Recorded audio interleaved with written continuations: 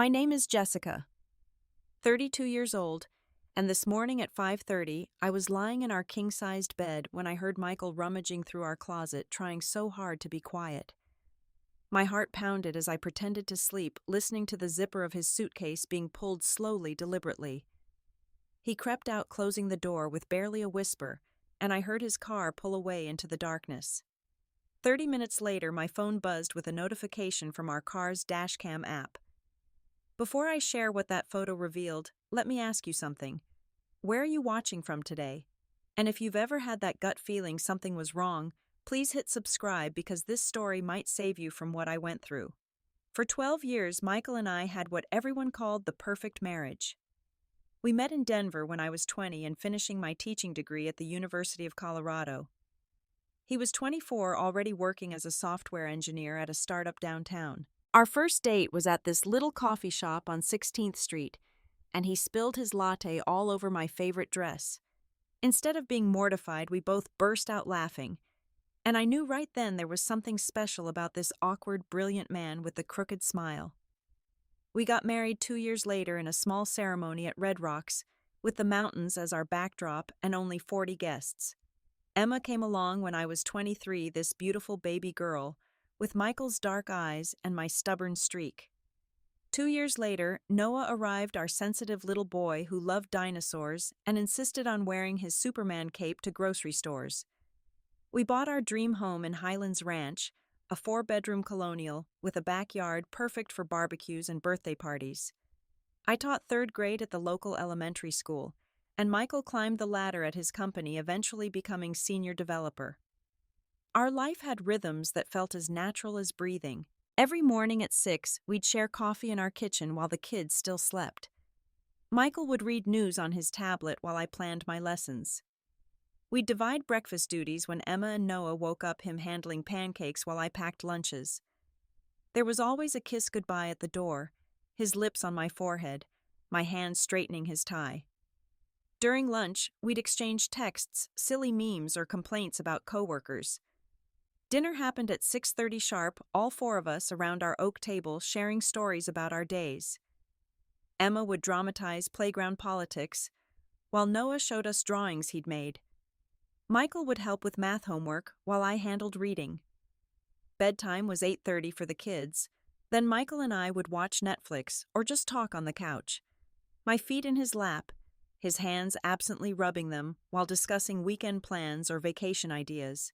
But 6 months ago, everything started shifting in ways so subtle I almost convinced myself I was imagining things. Michael's company landed a huge client, some tech firm from Silicon Valley, and suddenly he had to work late on their integration project. 8 o'clock became 9, then 10, then 11. I'd save his dinner in the microwave, eat alone with the kids, and pretend Daddy just loved his job so much he lost track of time. The weekend work started 3 months into this new schedule. Saturday golf games with his buddies became Saturday meetings with clients who could only talk on weekends. Sunday family trips to the zoo or park transformed into urgent coding sessions that couldn't wait until Monday. Emma started asking why Daddy never ate with us anymore. Noah began having nightmares, crawling into our bed at 2 in the morning only to find just me there because Michael was still downstairs, laptop glowing in the dark living room. I tried to adapt to be the understanding wife. His career was important. We had college funds to think about, retirement to plan for. But then came the small changes that felt bigger than they should. Michael, who'd worn the same cologne since college, suddenly had a new bottle of something expensive on his dresser. The man who considered walking to the mailbox sufficient exercise joined a gym, coming home with protein shakes and talking about his bench press progress. His wardrobe evolved from comfortable polos and khakis to fitted shirts and designer jeans. He started caring about his hair, using product, getting it cut every 3 weeks, instead of whenever I reminded him. The phone became an extension of his hand, never left unattended. Our open phone policy, where we knew each other's passwords and grabbed whichever device was closer, ended when he changed his code and didn't tell me the new one. When I asked, he said it required stronger security for the new client project. Reasonable, right? Everything had these perfectly reasonable explanations that somehow left me feeling more uncertain than before.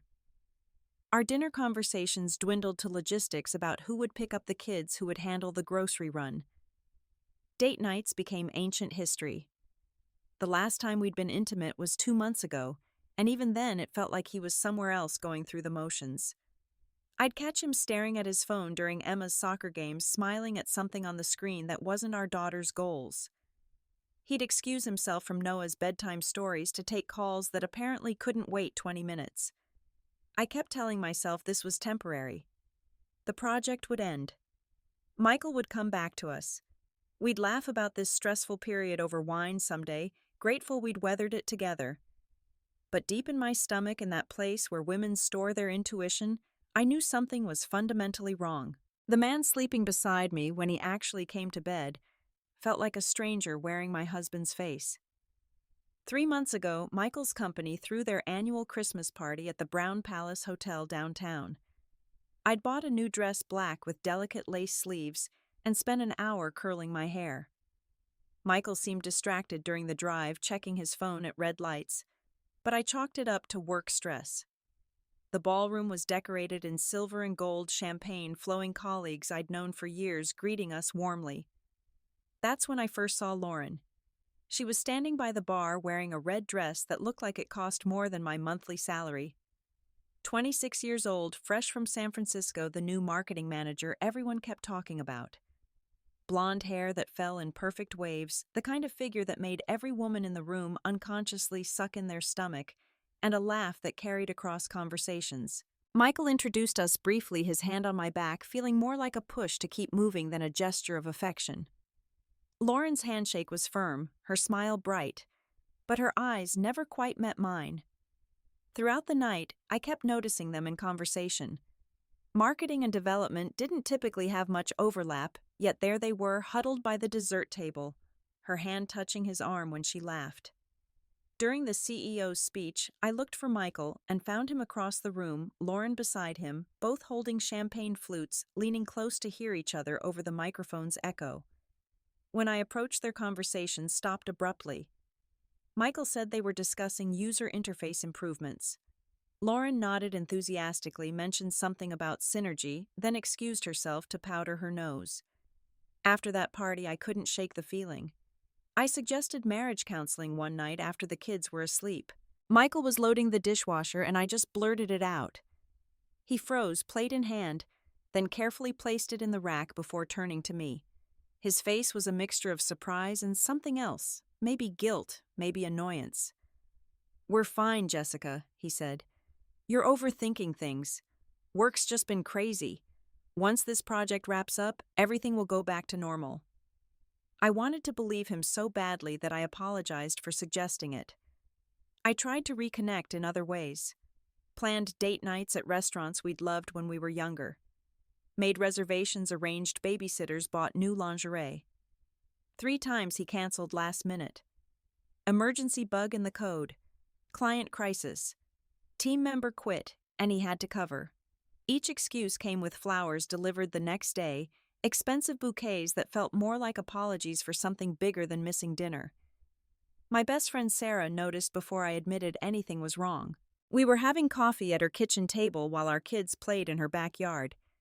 She looked at me over her mug and asked point blank if Michael was having an affair. The word hung between us like a physical thing. I laughed too loud, too forced, and said things were just stressful with his work. Sarah, who'd been my maid of honor, who'd held my hand during labor, who knew me better than anyone, just nodded and said to trust my instincts. "They're usually right," she added, "even when we don't want them to be." That night I did something I'd never done in 12 years of marriage. I checked our phone bill. Line by line, I went through the calls and texts. There was a number that appeared dozens of times, calls lasting 40 minutes an hour, sometimes longer. Late-night texts, early morning exchanges. The area code was local, but I didn't recognize it. I checked our credit card statements next. Charges at restaurants I'd never been to, always for amounts that suggested 2 people. Lunches at places downtown during hours when Michael claimed to be in meetings. A charge at the Ritz-Carlton that had been reversed like someone realized their mistake just in time. I wanted to confront him, but I needed more than suspicions and circumstantial evidence. That's when I remembered the dashcam my brother had recommended for safety. 2 weeks ago, I ordered one online, the kind that had GPS tracking and motion sensors that uploaded footage to a cloud accessible through a phone app. When it arrived, I told Michael I was worried about car break-ins in the school parking lot. He barely looked up from his laptop when I mentioned it, just said it was a good idea to be safe.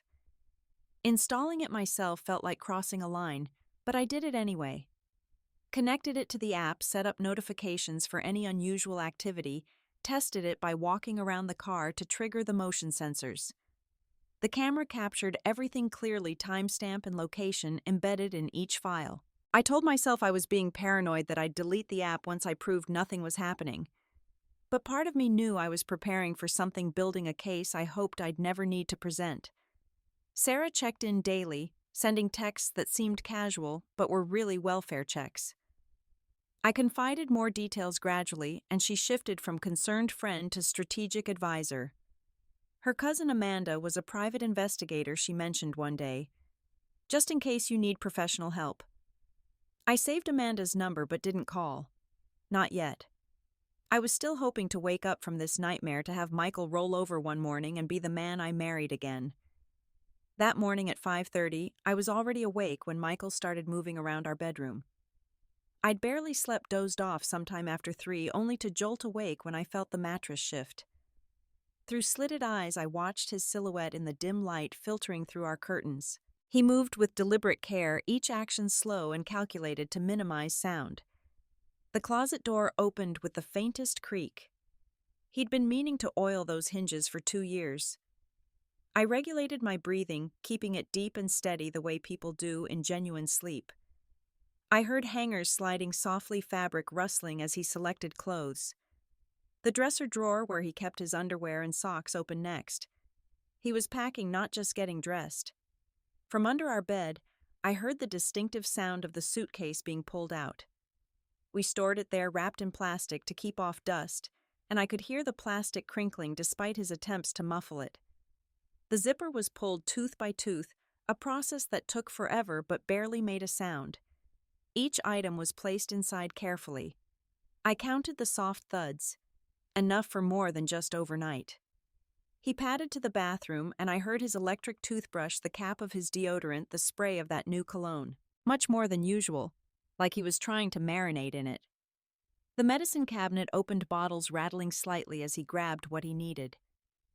Back in the bedroom, he stood by his nightstand. I could feel him looking at me, and I focused on keeping my face relaxed, my breathing unchanged. Then came the whispered phone call. He stepped into the hallway, but our house had an echo that carried voices. I couldn't make out words, but the tone was soft, reassuring, intimate. The kind of voice he used to use with me when I'd had a bad day. After the call, his footsteps went to the kids' rooms. Emma's door opened, then Noah's. He stood in each doorway for maybe 30 seconds like he was memorizing them. Back in our room, he approached my side of the bed. I could smell the cologne now, overwhelming and trying too hard. He leaned down and I felt his breath on my cheek. For a moment I thought he might kiss me goodbye, blow his cover with unexpected tenderness. Instead he whispered something I couldn't catch. Maybe sorry, maybe goodbye, maybe nothing at all. Just a sigh. Then he picked up his suitcase and left. The front door closed with a soft click. His car started in the driveway, the engine purring to life.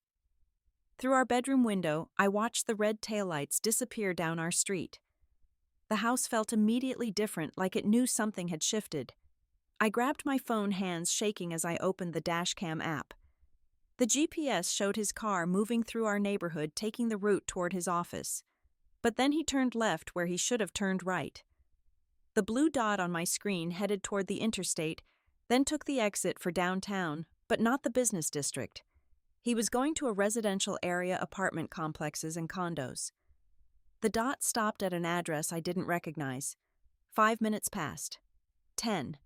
Then the motion sensor triggered. The camera activated, automatically capturing whoever approached the vehicle. The app sent the notification I'd set up, a pleasant ding that felt like a knife to my chest.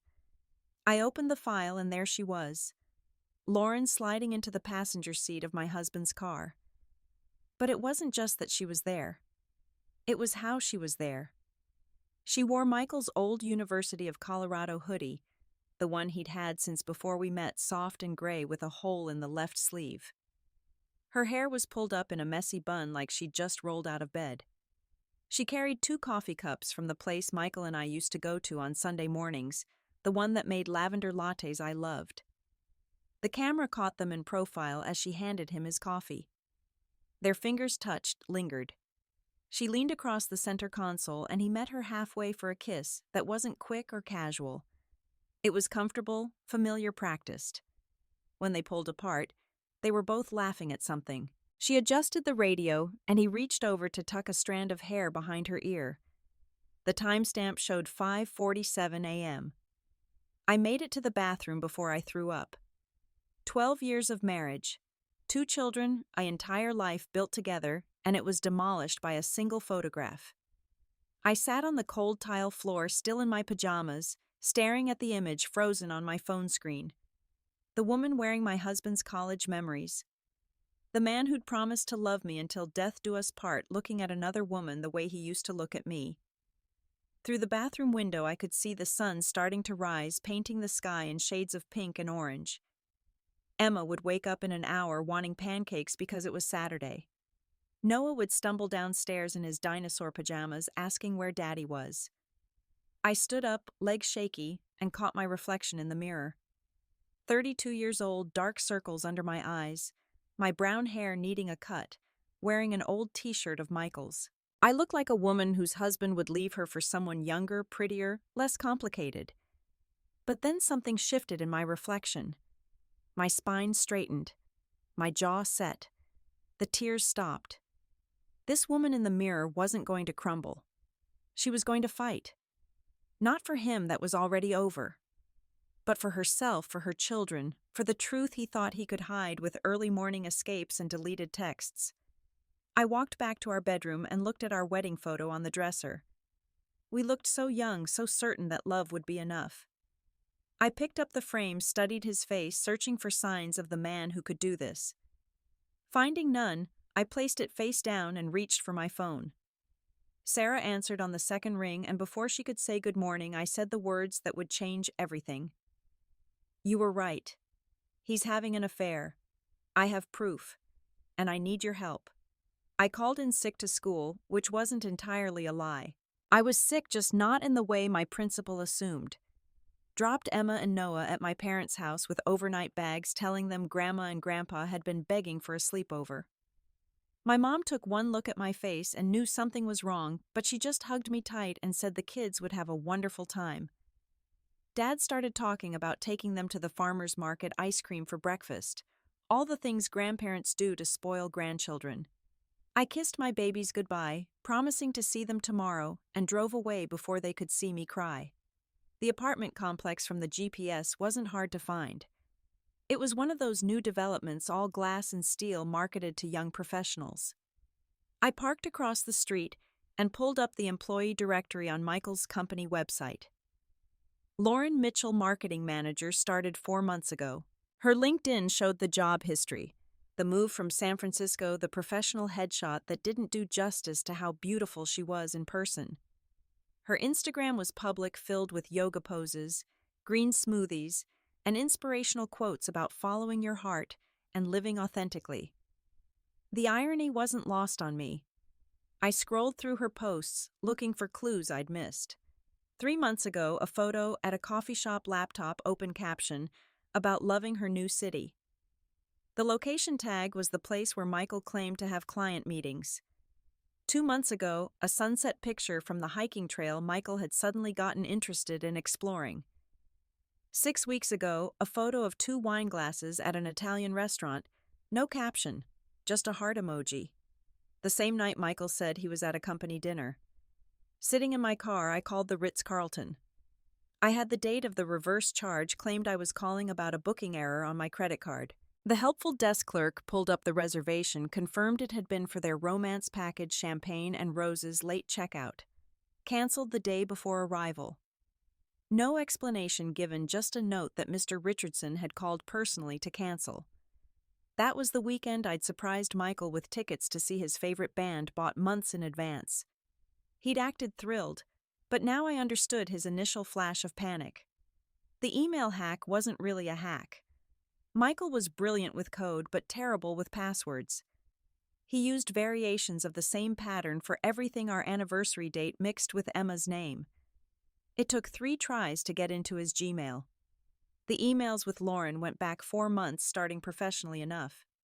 Questions about marketing strategies, user engagement, brand awareness, then gradually shifting. Lunch to discuss campaigns became lunch to discuss everything else. Work complaints became personal confessions. She sent him songs that reminded her of him. He sent her articles about places he wanted to take her. 3 weeks ago, the tone changed. Lauren wanted more. She was tired of sneaking around, of being the other woman. She'd moved here for the job but stayed for him. Michael's responses were careful, promising things would change soon. After Emma's school year, after the big project ended, after he figured out custody arrangements, always after something. Lauren pushed back, said she deserved better, threatened to end things. Michael's emails became desperate, promising a future together, mentioning the apartment he'd been looking at, the life they'd build.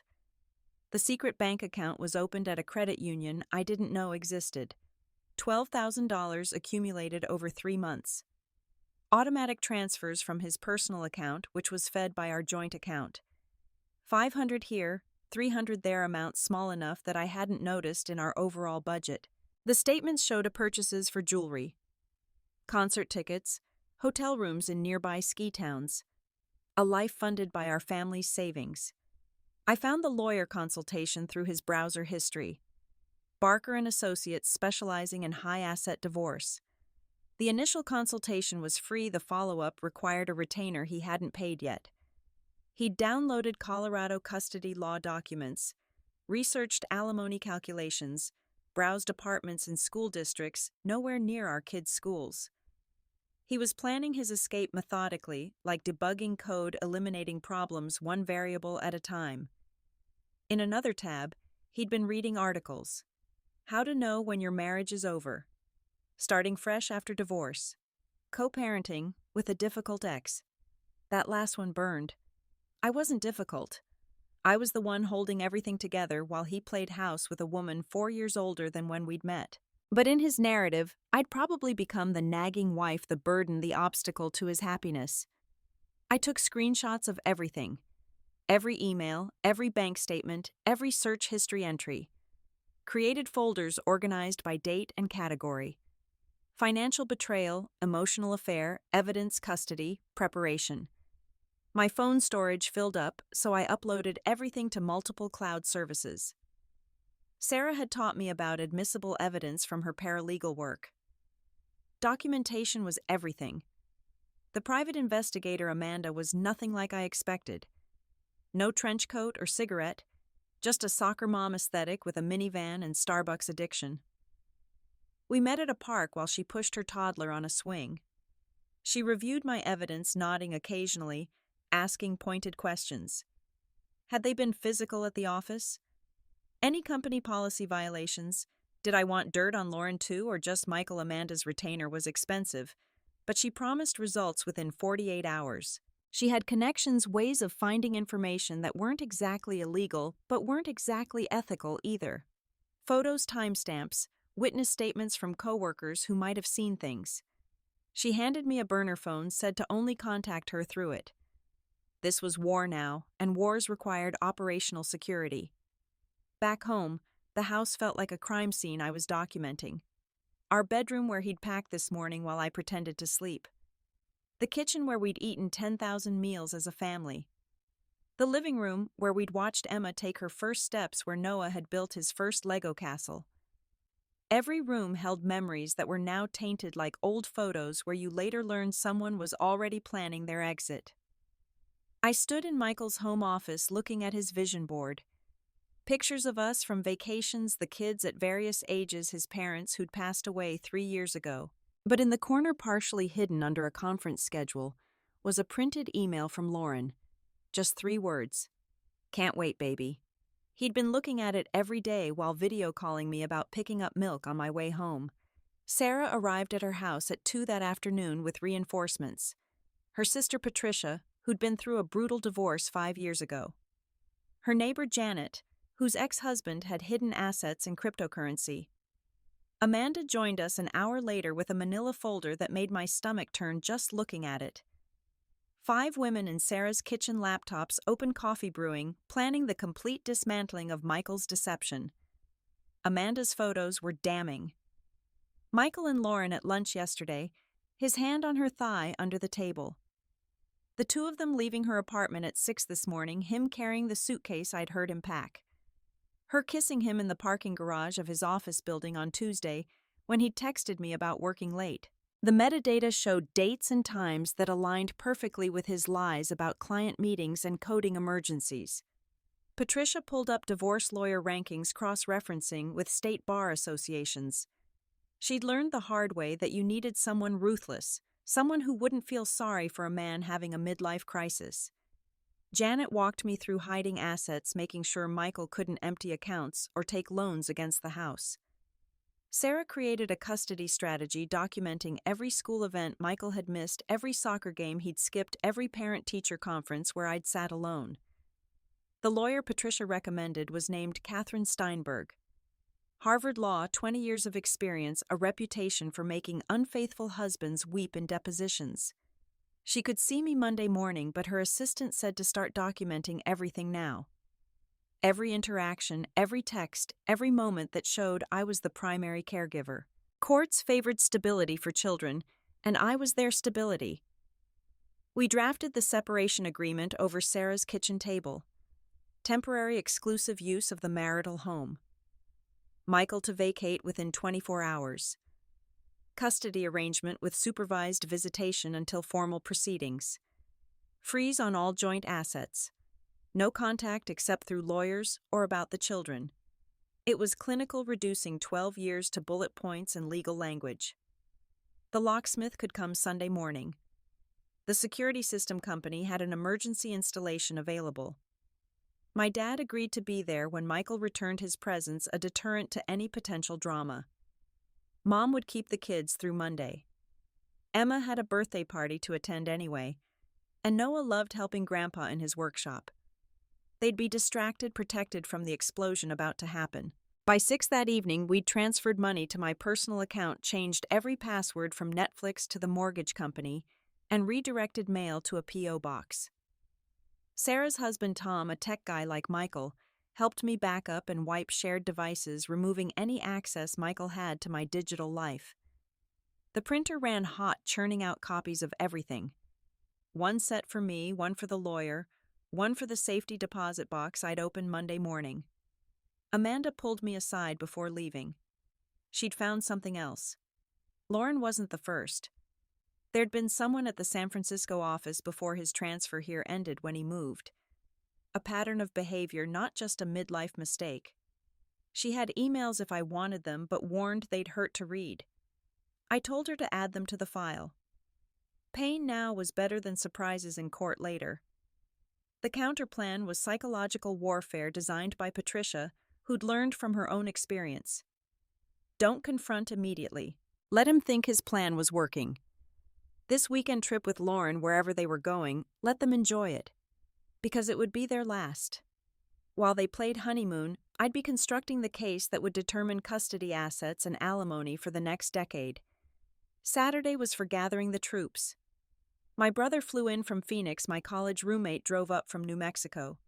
Team Jessica assembled each person assigned a role. Pack Michael's things with witnesses. Document the condition of the house. Inventory valuable items.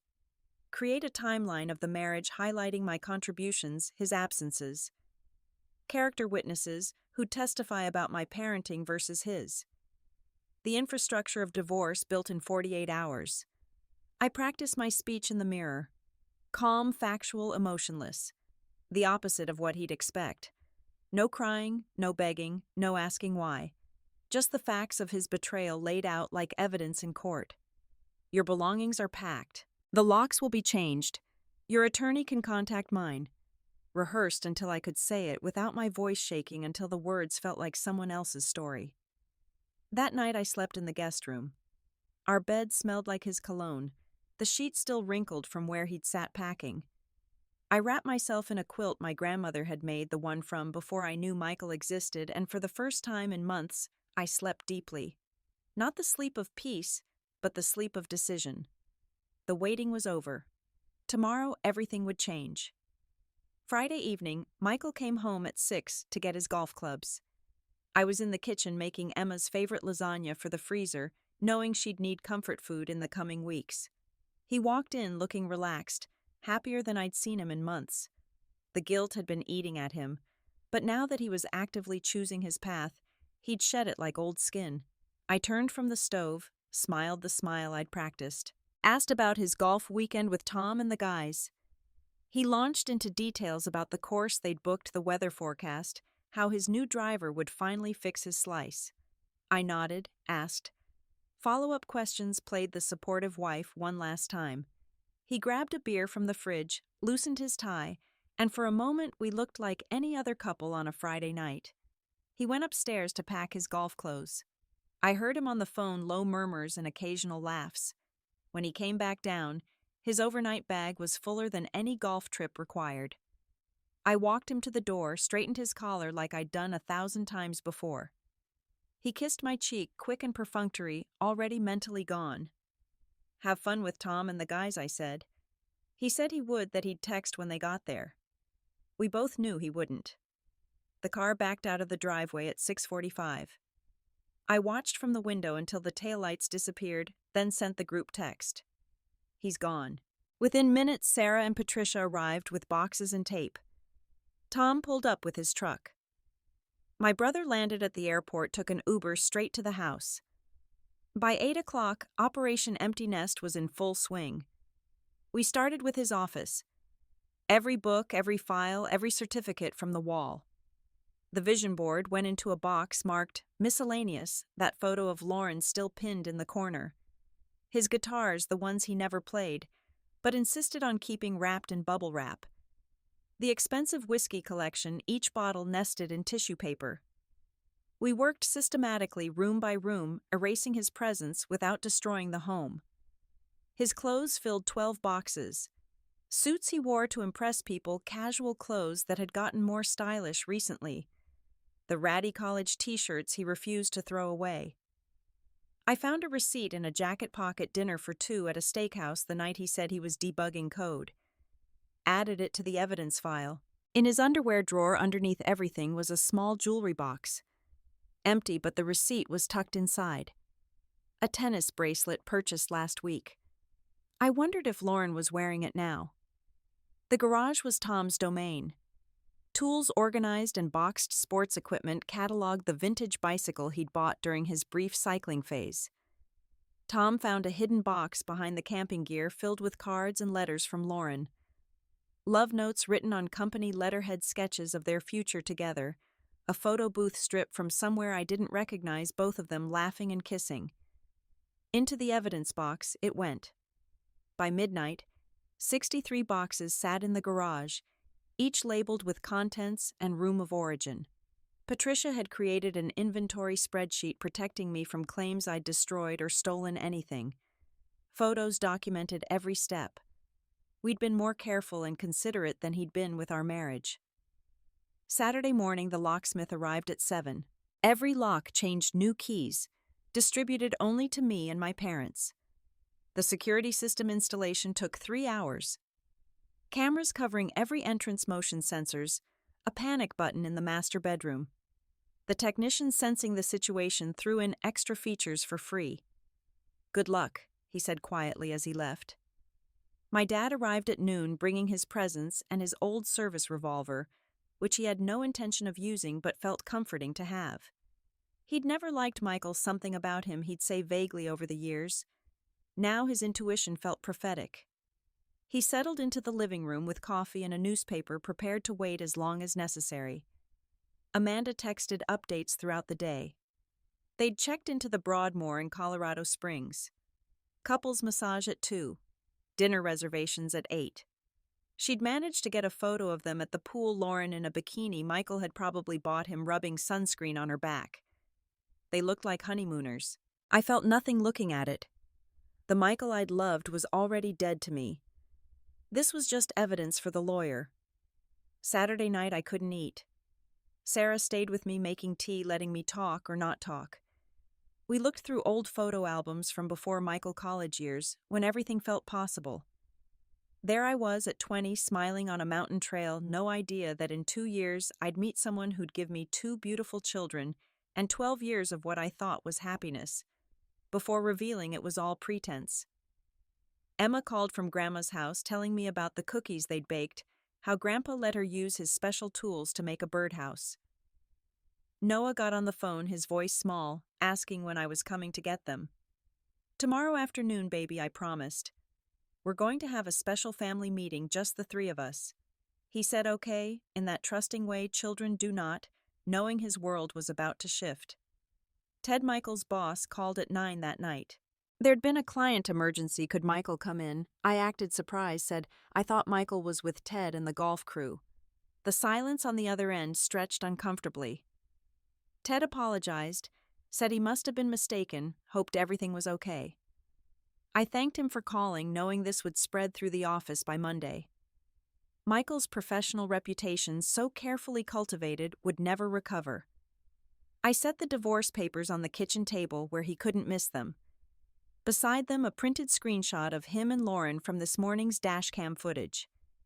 Next to that, the receipt for the tennis bracelet. A trifecta of evidence that said everything without me saying anything.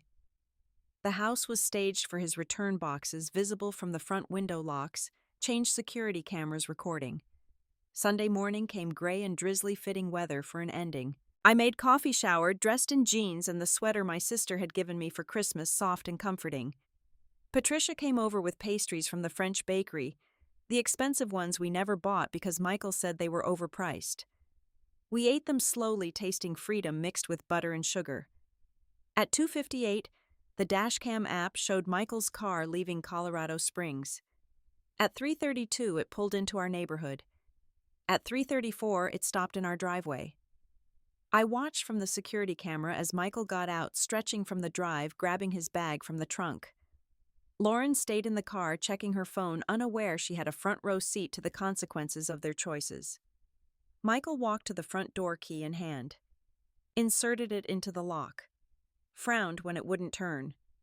Tried again, jiggling it the way you do when you think a lock is stuck. Stepped back, looked at the house number, as if he might be at the wrong address. Tried once more, then noticed the security camera newly installed and obviously recording. His face changed, understanding dawning. The doorbell rang. Once, twice, 3 times in quick succession. Then the pounding started. Jessica. Jessica opened the door. "We need to talk." "Jessica, please." I could see him through the window, looking frantically at the boxes visible in the garage through its windows. Lauren had gotten out of the car, now standing by the passenger door, arms crossed, watching her romantic weekend disintegrate into suburban drama. I walked to the door but didn't open it, speaking through the new intercom system instead. "Your belongings are in the garage, Michael. The code is our anniversary date." How ironic. "Please take them and leave."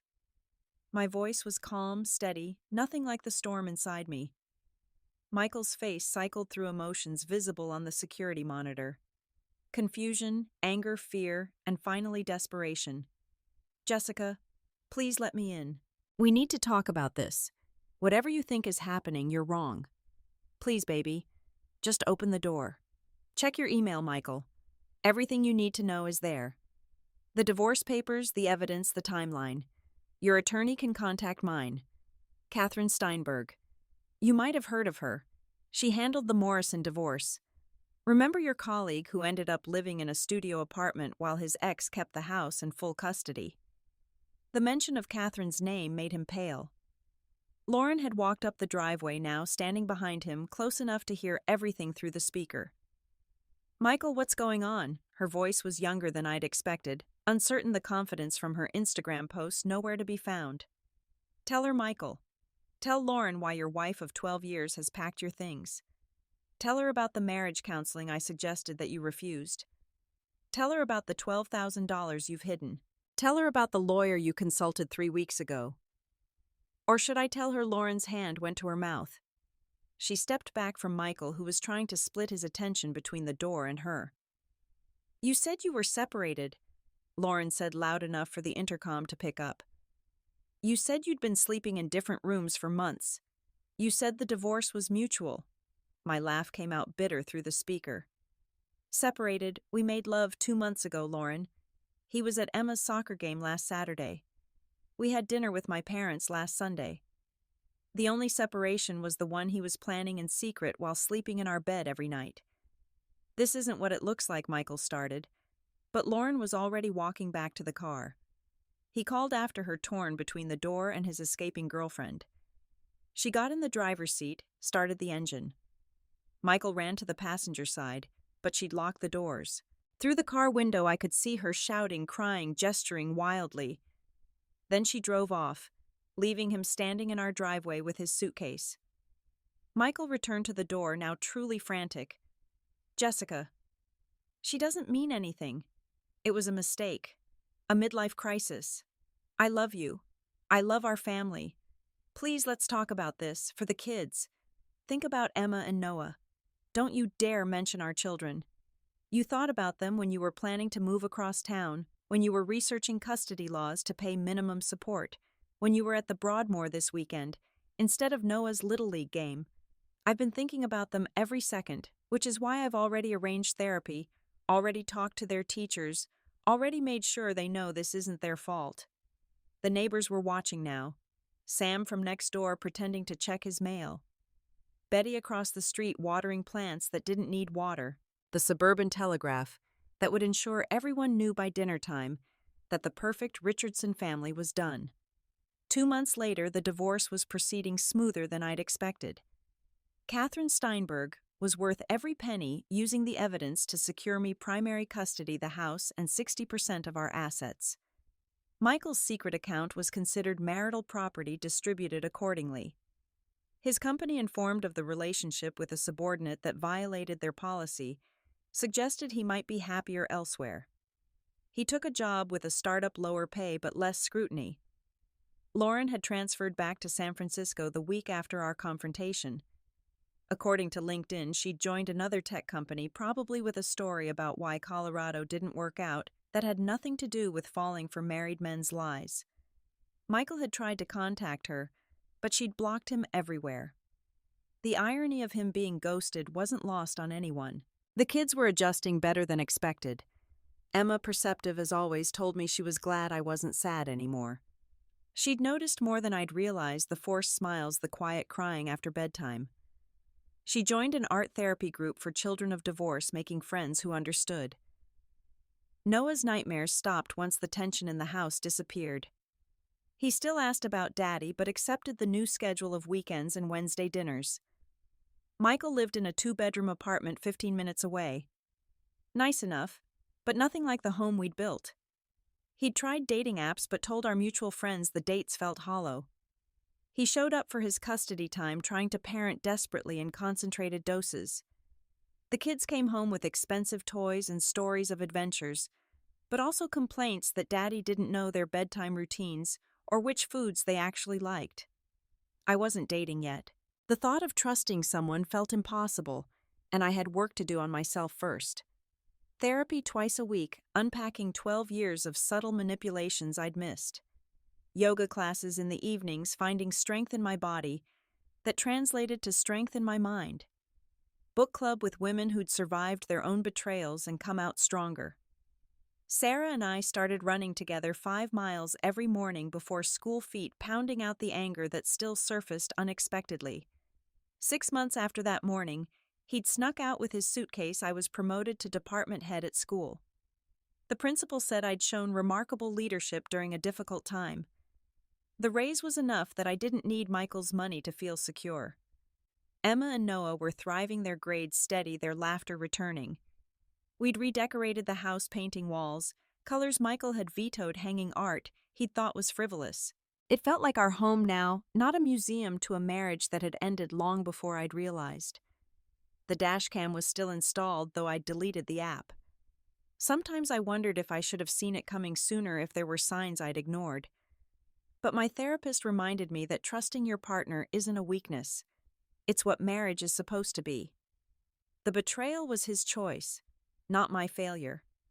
Last week, Noah had looked up from his dinosaur book and asked if I was happy. The question surprised me, but I realized I could answer honestly. Yes, baby, I am happy. He'd nodded satisfied and gone back to reading. Emma had looked over from her homework and smiled that knowing smile that reminded me she was growing up too fast. That morning 6 months ago, when I watched my husband sneak out with his suitcase, I thought my world was ending. That photo 30 minutes later shattered my heart into pieces I thought could never mend. But here's what I learned. Sometimes the end of one story is just the beginning of a better one. The photo that exposed Michael's betrayal also freed me from a marriage that had been dying slowly, poisoned by lies I couldn't see. Now when my phone buzzes with notifications, it's filled with messages from friends who truly care, photos of my kids genuinely laughing, and reminders of the life I've built on my own terms. To anyone watching who sees the signs but fears the truth, remember this. Staying in a lie is so much harder than facing reality. The pain of discovery is temporary, but the freedom that follows is permanent. You deserve someone who doesn't make you question your worth at 5:30 in the morning. You deserve someone who doesn't need a secret suitcase or a hidden bank account. You deserve someone who chooses you publicly and proudly every single day. Our divorce was finalized last month. Michael had tried one more time to reconcile, showing up with flowers and tears. But I'd learned to see through the performance. The man I'd loved didn't exist, maybe never had. He was a character I'd created from hope and selective blindness. The real Michael was someone who could plan an exit while kissing his children goodnight, who could promise forever while researching apartments, who could sleep beside me while texting another woman. The kids still see him, and I never speak badly of him in their presence. He's their father, and they need to form their own opinions. But Emma already notices things. Daddy forgot my science fair. Daddy's girlfriend doesn't know I'm allergic to strawberries. Daddy seems sad. I validate her feelings without adding my own, letting her process this new reality at her own pace. I kept my wedding ring not out of sentiment, but as a reminder. It sits in a box with other artifacts from that life. Photos of trips where he was probably texting her. Anniversary cards with words that feel hollow now. The hospital bracelets. From when our children were born. The only purely good memories that remain untainted. Someday, I'll be ready to throw it all away. But for now, they're evidence that it wasn't all a waste. Emma and Noah exist because of those years, and they're worth every moment of pain. Sarah asked me recently if I regret not seeing it sooner. I thought about it for a long time. The truth is, I saw what I was ready to see. We all do. We notice what we can handle noticing. The rest waits in the shadows until we're strong enough to face it. That morning with the suitcase, I was finally ready. The photo was just confirmation of what my body already knew, what my instincts had been screaming for months. If you're watching this, and you recognize yourself in my story, trust yourself. That feeling in your stomach isn't anxiety or paranoia. It's your intuition trying to protect you. Don't wait for photographic evidence or caught red-handed moments. Your uncertainty is enough. Your unhappiness is enough. You are enough just as you are to deserve truth and respect. Thank you for listening to my story. If it resonated with you, please share it with someone who might need to hear it. Leave a comment about your own experience, whether you've been through something similar or are struggling with trust in your relationship. Like this video if it helped you feel less alone, and subscribe for more real stories from real women who've survived and thrived after betrayal. Remember, your story isn't over when someone leaves. Sometimes that's exactly when your real story begins. Stay strong, trust yourself, and know that better days aren't just coming, they're already here waiting for you to claim them.